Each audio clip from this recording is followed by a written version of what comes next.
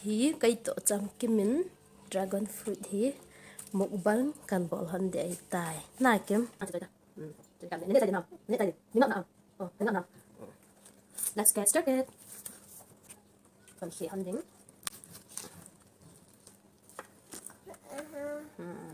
du chat ta du chat lo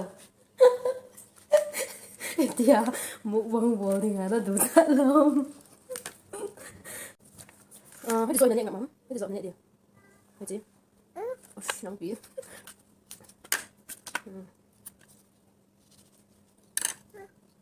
làm cái mến thì hành này đi kén chỉ cần này tay nó không phải tay này nhảy tao cho quay cái này thật rồi nằm không kẹt cả chứ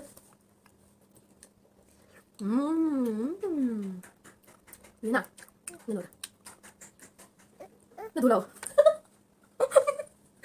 cái đào một con quả nó đủ lâu mà nó cũng đủ không vậy hai là đủ không hai đủ hai con nặng đấy sao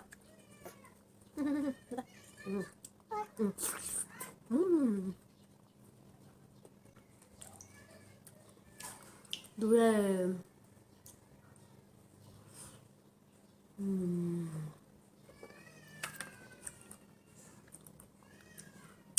nó ngập là không nó nhẹ ngập là hầm rồi cùng tao ngồi lẹ lại không có à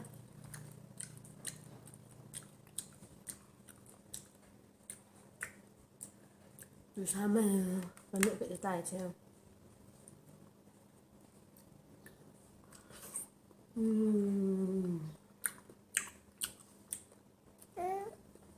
một túi lẩu nhìn là tăng thế nào cái tay là túi lẩu mà mà hiểm cái này được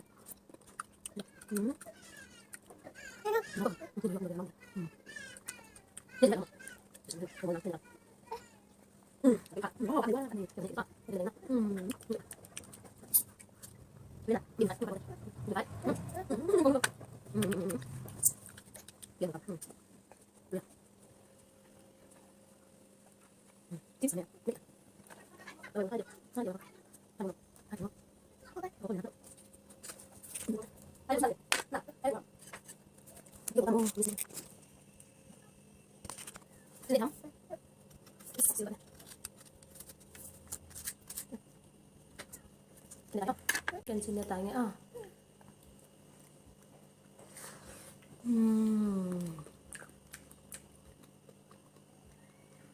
Sini niat cai ke dia, kan cakap niat cai ke dia ah. Nah. Nah.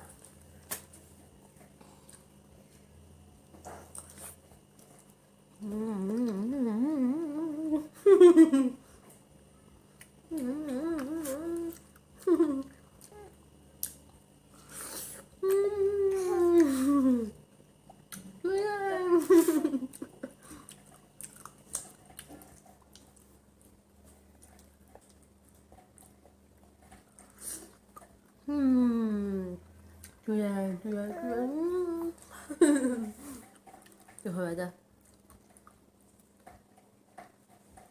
hai cái đầu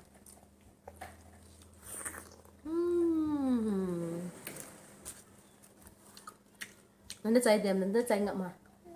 nó cháy ngậm mà cháy cái quấy gì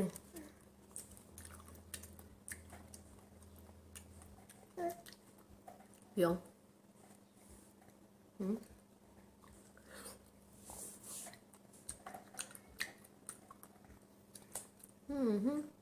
nó ha giờ lâu không mà nó ha giờ lâu chơi có một bé mang tạt thế đủ tạt lâu vì nó nhẹ vậy ta năng mà kia ta kẹt ta thế nên kẹt ta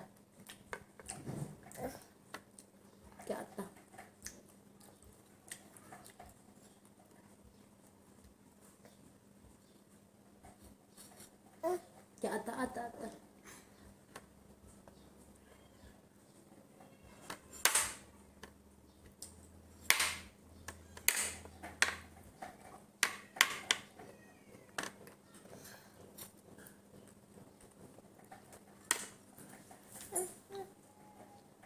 tao ngon hơn mà nạ thấy là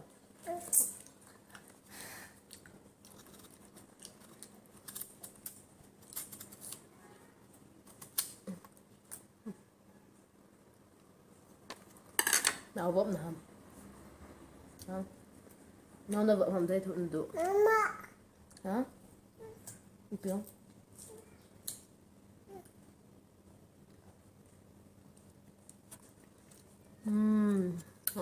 nó đổ tè chỉ kể cái táo tè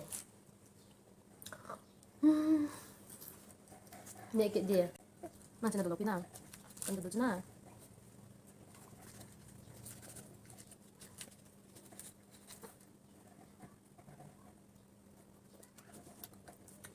nó sakit ya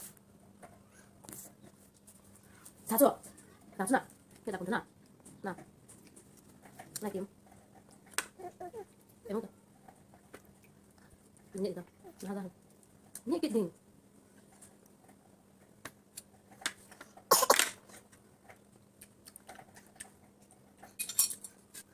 nhẹ đi xuống ta xuống ta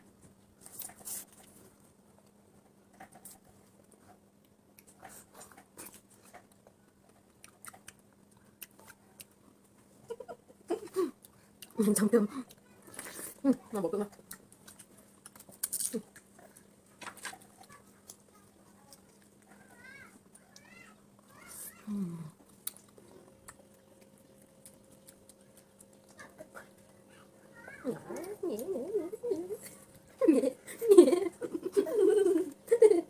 ya dia tak mau kete bây giờ cũng được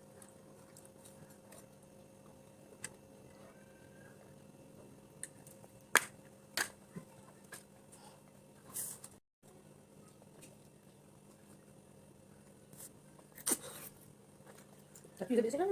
apa nggak mau itu kau ini kilo ham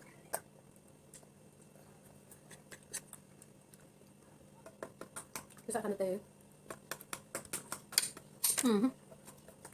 có teh quay đồ đi ta nông chị này nó quay đồ ra chưa hả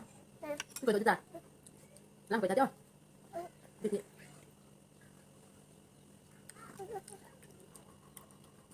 nhà mình đã click sẵn đi cái sườn bộ thôi rồi quay ta chưa vậy các độ sườn đồ tay các bạn biết xem Dragon Fruit không vấn đề cháy trong cái miếng ai ấn đấy thương này ấn độ nó chốt bye bye bolo le bye bye bolta bye bye bolo bolta ngo bolo bye nè cái chỗ vị cho bye bye bolo le Trần Kim say bye bye bye bye bolo bolta